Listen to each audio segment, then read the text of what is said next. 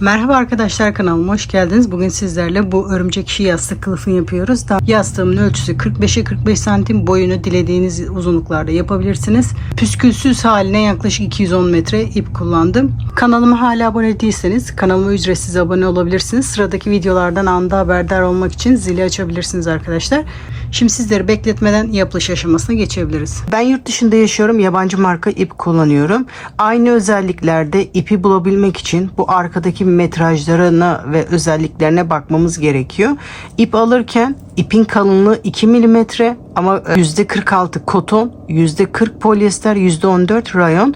Bu yüzdelikler iplerde değişebilir. Önemli olan karışım olması. %100 koton olmaması gerekiyor bunu yaparken. Bu tarzda bir makrome ipi alırken %100 koton ya da %100 polyester ip almamaya dikkat ediyoruz. Çünkü bu yumuşaklıkta olması için bu karışımların olması gerekiyor. Bir de metrajlarına da bakarsanız aynı kalınlığı rahatlıkla bulabilirsiniz. 250 gramda 250 metre ip var. Tığ önerisi 2 ile 4 mm arasında. Ben elime 4 mm yatkın olduğu için 4 mm tığ kullanıyorum.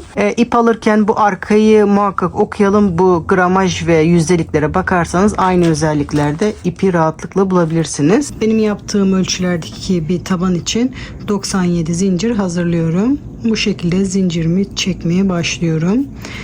Zincirimizi hazırlarken arkadaşlar, videomuzun daha çok kişilere erişmesi için sizin desteklerinize ihtiyacımız var.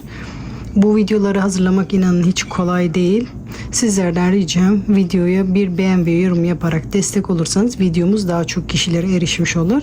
Bu video sizler için faydalı olduysa bunu yorumlar kısmında yazarsanız sevinirim. Çünkü sizden sonra gelecek aboneler yorumlara baktıktan sonra izlemeyi tercih ediyor. Size faydalı olduysa yorumlar kısmında belirtirseniz sevinirim.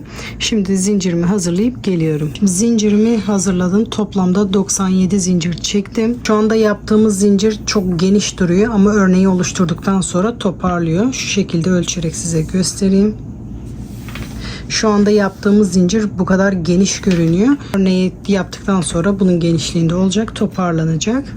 Bu örneği büyütmek istiyorsanız büyütmek için şu yaptığımız dilimlerden eklememiz gerekiyor. Bu her dilim için ekstra 10 zincir ekleyerek bu dilimleri çoğaltabilirsiniz. İstediğiniz kadar genişletebilirsiniz zincir ekleyerek. Genişlik benim için yeterli. Şimdi 97 zincir taban kısmı için çektim. Her modelde yaptığımız gibi ekstra zincir ekliyoruz. Yapım aşamasında, sayım aşamasında bir hata yaptıysak bu zincirlerden kullanabiliriz. Ekstra 4 zincir çektim. Modeli oluşturduktan sonra bu kısmı sökebiliriz. Şimdi ikinci zincire bir sık iğne yapıyorum. İlk önce bu kısımdan başlıyoruz. 4 zincir. Aşağıdan da 4 zincir atlıyoruz. 5. zincirde bir sık iğne. İlk sırayı bu şekilde yapacağız. 4 zincir. Buradan 5. zincirde bir sık iğne. İlk sıra bu şekilde kolay. Bunu sıra sonuna kadar bu şekilde yapıyoruz. Ama bunun sayısı önemli. 4 zincir. Aşağıdan da 5. zincire batarak bir sık iğne yapıyoruz. 4 zincir. 5. zincirde bir sık iğne yapıyoruz.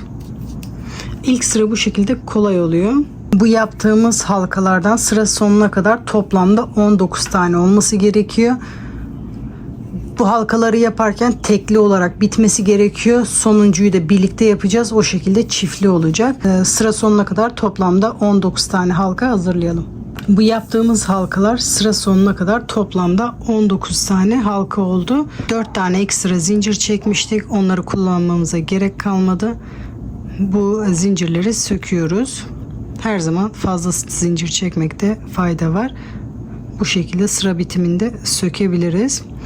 Şimdi sonuncu halkayı şu şekilde yapıyoruz. Yoksa kenar denk gelmiyor. Şu anda henüz bu sıra, ilk sıramız bitmedi. Şimdi ilk sırayı bitirmek için şu şekilde yapıyoruz. 4 zincir, tığıma 2 sefer doluyorum. Aynı zincire batarak üçlü trabzan yapıyorum. Sonuncu battığım yere batarak üçlü trabzanımı yapıyorum.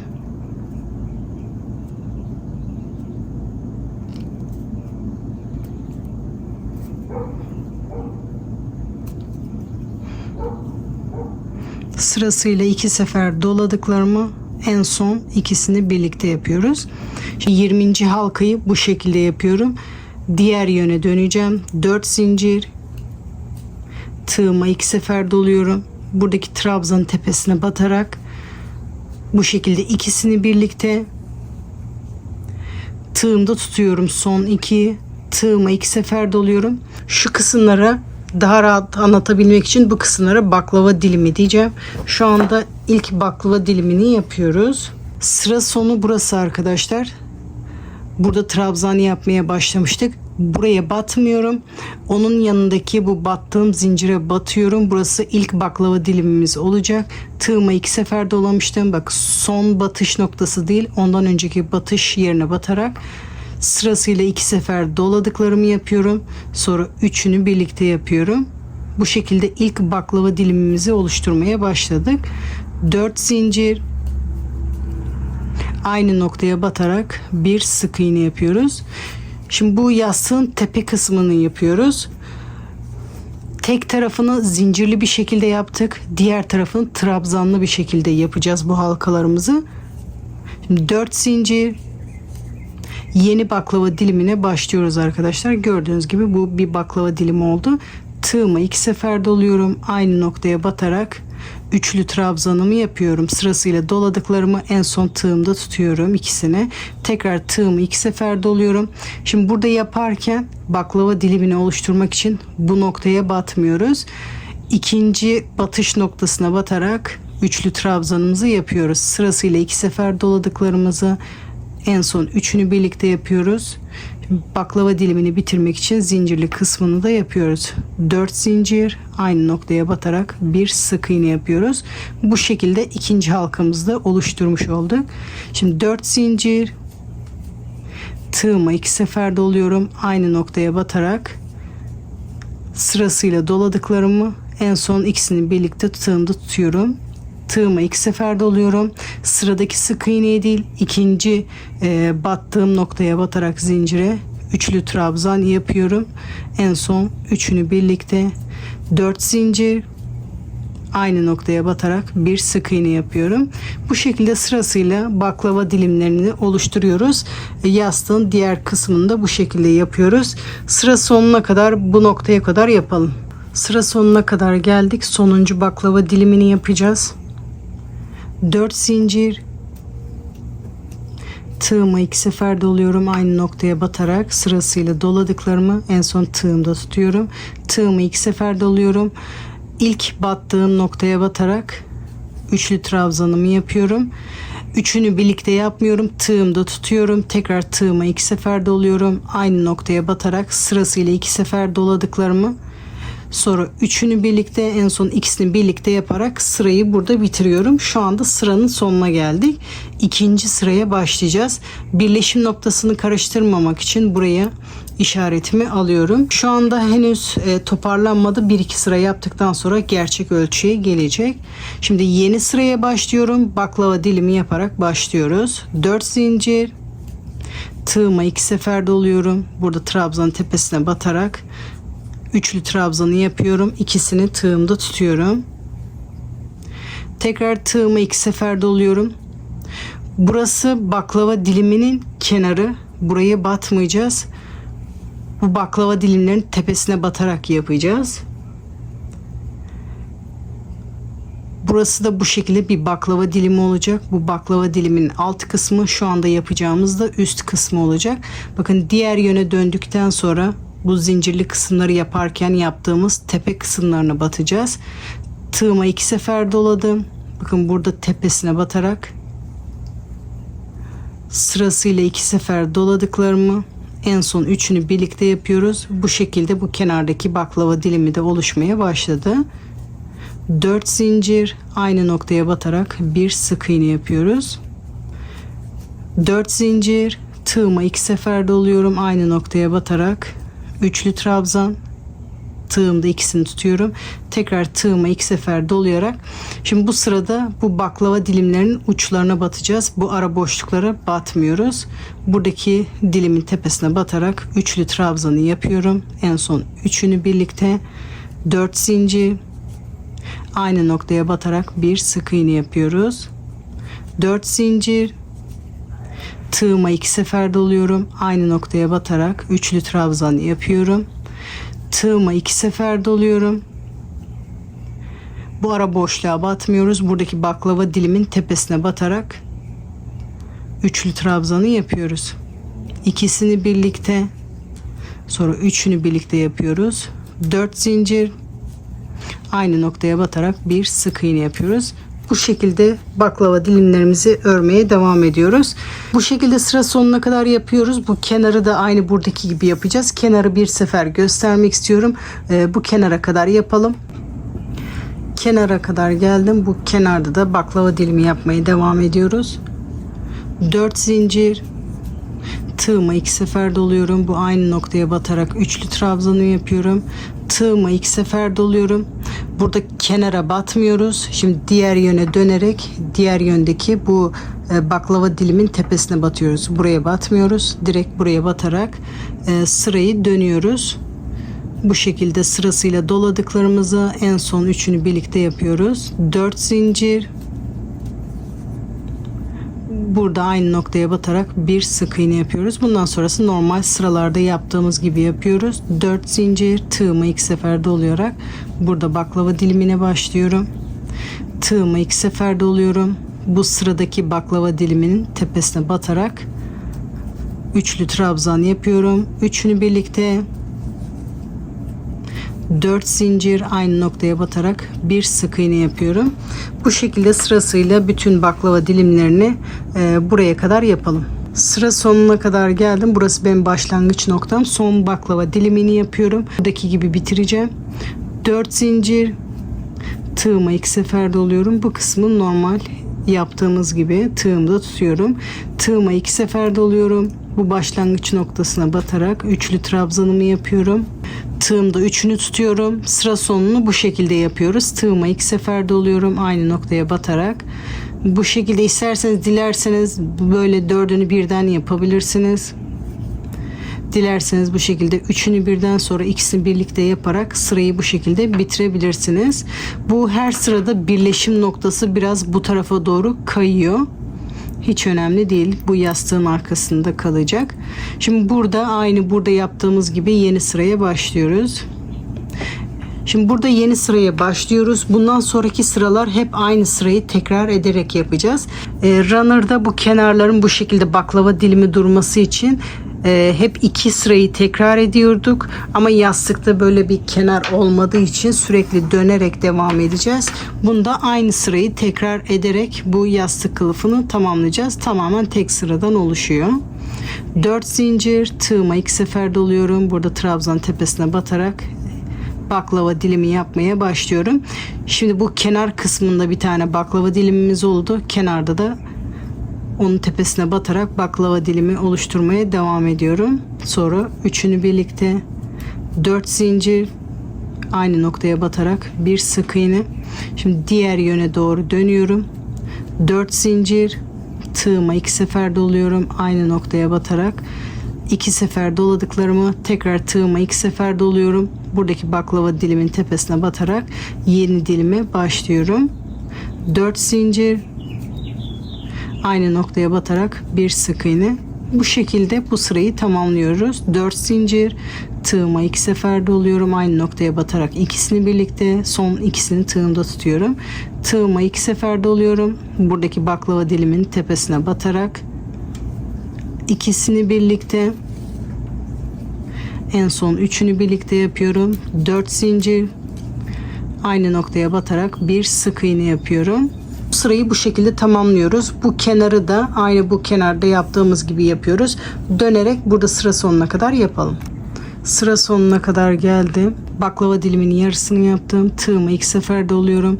Bu başlangıç noktasına batarak sırasıyla doladıklarımı, üçünü tığımda tutuyorum. Tekrar tığımı 2 sefer dolayarak aynı noktaya batıyorum. Sırasıyla doladıklarımı, üçünü birlikte, en son ikisini birlikte yapıyorum. İşaretimi buraya alıyorum. Bu şekilde aynı sırayı tekrar ederek bunu büyütmeye devam ediyoruz. Son bir sefer başlangıç kısmını göstermek istiyorum. 4 zincir, tığıma 2 sefer doluyorum. Aynı noktaya batarak. Üçlü trabzan, tığıma 2 sefer doluyorum. Sıradaki baklava dilimin tepesine batarak.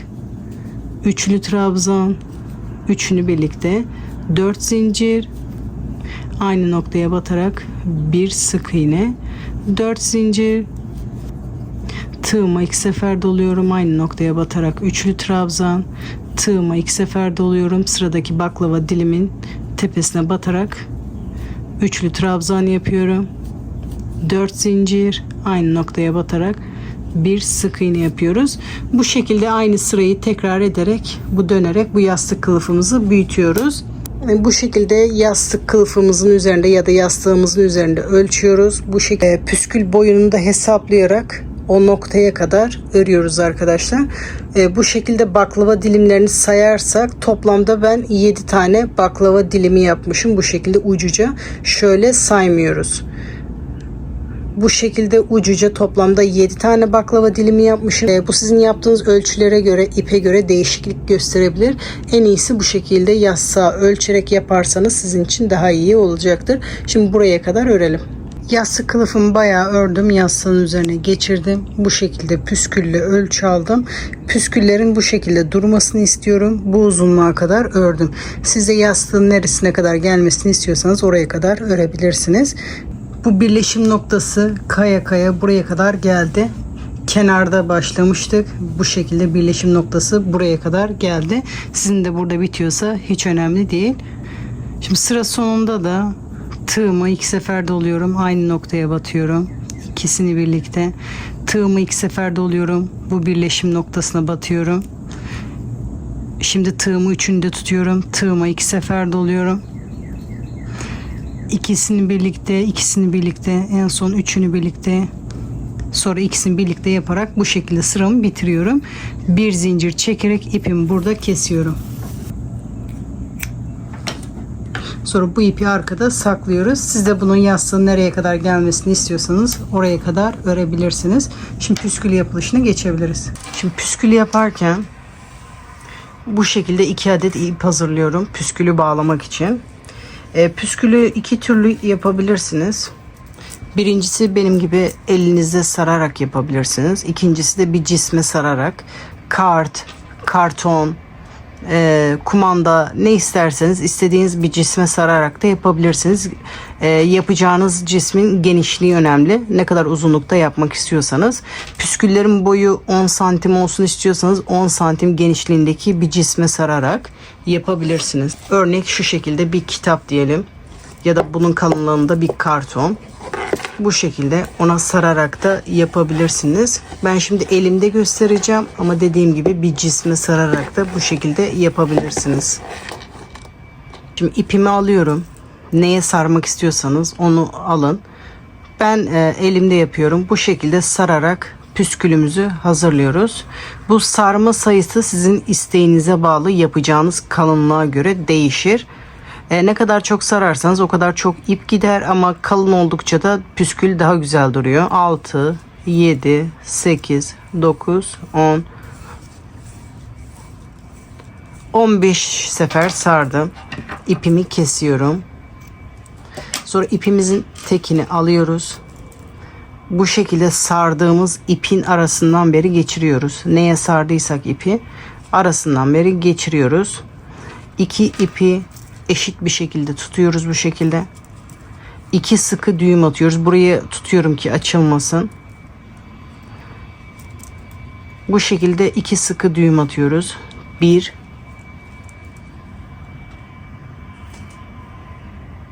ve 2.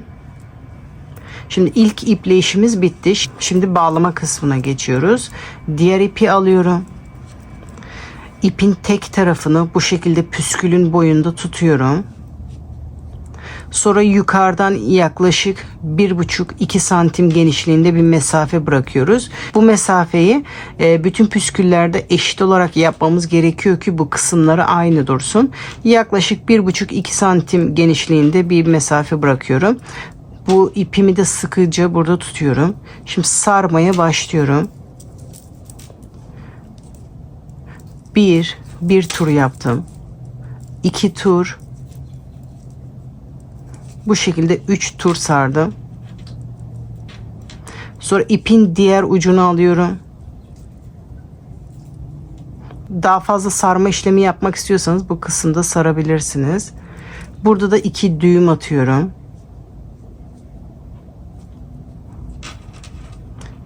Burada düğüm atma tekniği farklı bir teknik var ama ben size pratik olanı göstermek istiyorum. Bu şekilde 2 sıkı düğüm atıyorum. Bunları böyle bırakırsanız bu ipin görüntüsü bu şekilde kötü durur. Bu iplerin daha düzgün durması için bu ipleri bu sardığımız ipin içine doğru çekeceğiz. Bu sardığım ipin arkasından beri tığımı geçiriyorum. Bu sonra sardığım bu ipleri sırasıyla aşağı doğru çektiriyorum. Bu bir. Sonra diğerini.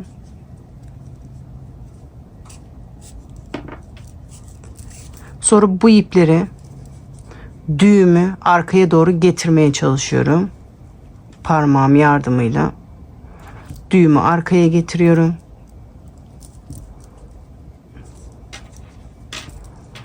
Bu şekilde bunu arka kısma getirirseniz bu şekilde duruyor. Sonra bu ucunu düzeltiyorum. Katlarını açıyorum.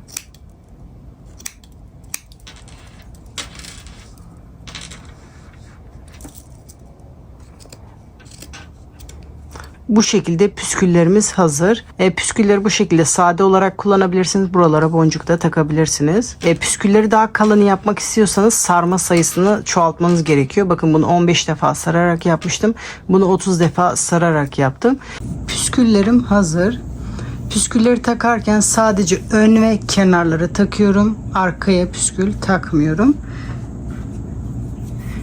Bu şekilde 19 mm ahşap boncuk kullanıyorum. Bu şekilde ipimi ikiye ayırıyorum. İpimin tekini ilk önce geçireceğim. Şimdi sırasıyla kenar ve ön kısma takıyoruz. Bu baklava dilimi olarak gösterdiğim kısmın tepesine batarak ipimin tekini alıyorum. Diğer ucuyla 2 sıkı düğüm atıyorum. Boncuğun içinde mesafe varsa bu bağladığımız ipleri püsküle doğru çekiyoruz. Mesafe yoksa bu trabzanların arkasında saklayabilirsiniz. Bu şekilde ipleri boncuğun içinden geçirip sonra püskülü hazırlarken burada bağlamıştık. Bu bağladığımız yerden de bu ipi püskülün içine doğru çekiyoruz. İpimiz püskülden uzunsa onu düzeltiyoruz. Bu şekilde sırasıyla ön tarafa ve kenara püsküllerimizi takalım. Bu uç kısımlara takıyorum sadece. Ve dilerseniz bir tane atlayıp ikinciye de takabilirsiniz. Ama sıra sıra bütün uçlara takınca güzel duruyor. Şimdi bütün püskülleri takıp geliyorum. Sırasıyla bütün püsküllerimi taktım. Sadece ön tarafa taktım, arka tarafa takmadım. Bunu dilerseniz püskülsüz olarak uzun da çalışabilirsiniz arkadaşlar. Umarım sonucu beğenmişsinizdir. Sizler de izlerken keyif almışsınızdır. Kanalıma hala abone değilseniz kanalıma ücretsiz abone olabilirsiniz. Zili açarak sıradaki videolardan anında haberdar olabilirsiniz.